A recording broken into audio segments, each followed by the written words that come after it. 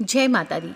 आज हम माघ माह के कृष्ण पक्ष की जो चतुर्थी आती है, खास संकष्टी चतुर्थी, जो संतान के लिए माताएं करती है, संतान के दीर्घ आयु के लिए, उनके जीवन से विघ्न और बाधाओं को दूर करने के लिए, गणेश जी को प्रसन्न करने के लिए उनकी पूजन करके माताएं निर्जला व्रत को करती है।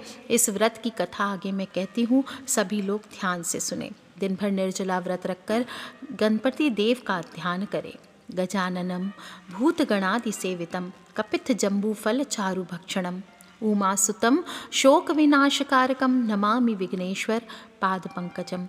सभी लोग हाथ में थोड़े से तिलकुट लेकर के कथा को सुने और जल का एक लोटा रख लें गणपति देव के सामने, और उसी तिलकुट और जल से शाम को चंद्र उदय के समय आपको अर्घ्य देना है।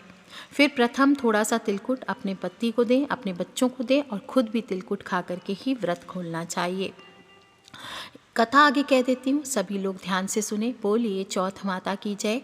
एक साहूकार था और एक साहूकारनी थी। वे धर्म पुण्य को नहीं मानते थे, इसके कारण उनके कोई बच्चा आदि भी नहीं था। एक दिन साहूकारनी पड़ोसी के घर गई। उस दिन सकट चौथ थी और वह पड़ोसन सकट चौथ की पूजा करके कहानी सुना रही थी। साहूकारनी ने पड़ोसन से पूछा, तुम क्या कह रही हो? तब पड़ोसन बोली कि आज चौथ माता का व्रत है, इसलिए कहानी सुना रही हूँ। तब साहूकारनी बोली, चौथ का व्रत करने से क्या होता है? तब पड़ोसन कहती है, इसे करने से अन्न धन सुहाग पुत्र सब मिलता है।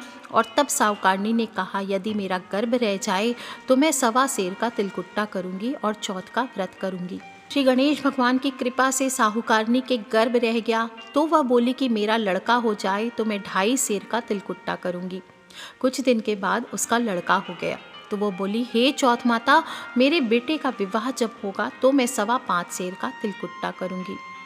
कुछ वर्षों बाद उसके बेटे का विवाह भी तय हो गया और उसका बेटा विवाह करने चला गया, लेकिन साहूकारनी तिलकुट्टा करना फिर भूल गई। इस कारण से चौथ माता समझ गई कि ये खाली मुझे बेवकूफ़ बना रही है, और वह क्रोधित हो गई और उन्होंने फेरों पर से उसके बेटे को उठाकर पीपल के पेड़ पर बिठा लिया। सभी लोग खोजने लगे कि दूल्हा कहाँ गया, दूल्हा कहाँ गया, पर वो नहीं मिला। हताश होकर सारे लोग अपने अपने घर को लौट गए। इधर जिस लड़की से साहूकारनी के लड़के का विवाह होने वाला था, वह अपनी सहेलियों के साथ गंगौर की पूजा करने के लिए जंगल में दूब लाने को गई। तभी रास्ते में पीपल के पेड़ से आवाज आई, ओ आए मेरी अध ब्यायड़ी, आए मेरी अध ब्यायड़ी। ये बात सुनकर जब लड़की घर आई तो उसके बाद वह धीरे धीरे सूखकर कांटा होने लगी। एक दिन उस लड़की की माँ ने उससे कहा, मैं तुझे अच्छा खिलाती हूँ, अच्छा पहनाती हूँ, फिर भी तू सूखती जा रही है, ऐसा क्यों हो रहा है? तब लड़की अपने माँ से बोली कि मैं जब भी दूब लेने जंगल में जाती हूँ तो पीपल के पेड़ पर एक आदमी बोलता है कि आए मेरी अर्ध ब्याई, आए मेरी अर्ध ब्यायड़ी दुल्हन। उसने मेहंदी लगा रखी है और सेहरा भी बांध रखा है। तब उसकी माँ पीपल के पेड़ के पास गई और देखा तो उसका जमाई बैठा है। तब उसकी माँ ने जमाई से कहा, आप यहाँ क्यों बैठे हो? मेरी बेटी को अर्ध ब्याई करके अब और क्या चाहिए आपको? तब साहूकारनी का बेटा बोला, मेरी माँ ने चौथ माता का तिलकुट बोला था, लेकिन नहीं किया है, इसी कारण मैं चौथ माता के पास गिरवी पड़ा हूँ और चौथ माता ने नाराज़ होकर मुझे यहाँ बिठा दिया है। यह सुनकर उस लड़की की माँ साहूकारनी के घर गई और उससे पूछा कि तुमने सकट चौथ का कुछ बोला था क्या? तब साहूकारनी बोली, तिलकुट बोला था। उसके बाद साहूकारनी को उसने बोला कि इसी वजह से चौथ माता नाराज़ होकर तेरे बेटे को फेरे पर से उठा लिया है, तुझे तिलकुट करना चाहिए। और इसके बाद साहूकारनी ने तब बोला, चौथ माता से प्रार्थना की कि हे माँ, मेरा बेटा घर आ जाए तो 2.5 मन का तिलकुट्टा करूँगी। इससे श्री गणपति देव और चौथ माता प्रसन्न हुए और उसके बेटे को फेरे में लाकर बिठा दिया। विवाह धूमधाम से हो गया और जब साहूकारनी के बेटे बहू घर को आए तब साहूकारनी ने 2.5 मन तिलकुट्टा किया और बोला, हे चौथ माता, आपके आशीर्वाद से मेरे बेटे बहू घर आए हैं, इससे मैं तिलकुट्टा करके व्रत करती हूँ।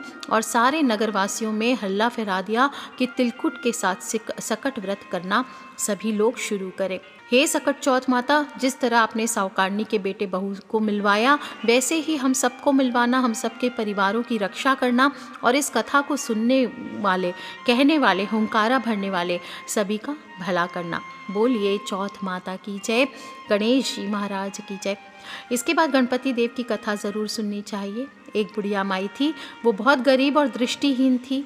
उसके एक बेटा और बहू थे और वह बुढ़िया सदैव गणेश जी की पूजा किया करती थी। एक दिन गणेश जी प्रकट होकर उस बुढ़िया से बोले, बुढ़िया माई, जो तू चाहे सो मांग ले, मैं तुझसे प्रसन्न हूँ। तब बुढ़िया माई कहती है, मुझे तो मांगना नहीं आता, कैसे और क्या मांगूं। तब गणेश जी कहते हैं, अपने बहू बेटे से पूछकर मांग ले। बुढ़िया माई ने अपने बेटे से कहा, गणेश जी कहते तू कुछ मांग ले, बता क्या मांगू। तो बेटे ने कहा, माँ तू धन मांग ले। बहू से पूछा तो बहू ने कहा, नाती मांग ले। तब बुढ़िया माई ने सोचा ये तो अपने अपने मतलब की बात कह रहे हैं, अतः उसने पड़ोसिनों से पूछा। तो पड़ोसन ने कहा, बुढ़िया तू तो थोड़े दिन जिएगी, क्या तू धन मांगे, क्या तू नाती मांगे। तू तो अपनी आँखों की रोशनी मांग ले, जिससे तेरी जिंदगी आराम से कट जाए। इस पर बुढ़िया माई बोली, यदि आप प्रसन्न हैं तो मुझे 9 करोड़ की माया, निरोगी काया, अमर सुहाग, आँखों की रोशनी, नाती पोता दे और सब परिवार को सुख दे और अंत में मोक्ष दे। ये सुनकर गणेश जी कहते हैं, हे बुढ़िया माई, तूने तो मुझे ठग लिया, फिर भी जो तूने मांगा है वचन के अनुसार सब तुझे जरूर मिलेगा। ये कहकर गणेश जी अंतर ध्यान हो गए। इधर बुढ़िया माई ने जो कुछ मांगा उसे सब कुछ मिला। हे गणेश जी महाराज, जैसा आपने बुढ़िया माई को सब कुछ दिया वैसे ही सबको देना, कहते सुनते हो कार्य भरते सभी के परिवारों को देना।